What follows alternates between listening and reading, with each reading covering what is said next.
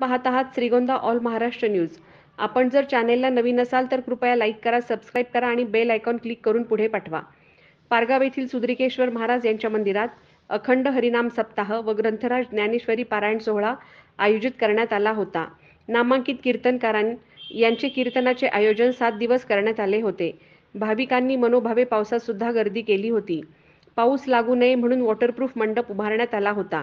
आज हभप पोपट महाराज पाटील जळगाव यांच्या काल्याच्या कीर्तनाने सप्ताहाची सांगता झाली. महाप्रसादाचा लाभ अनेक भाविकांनी घेतला.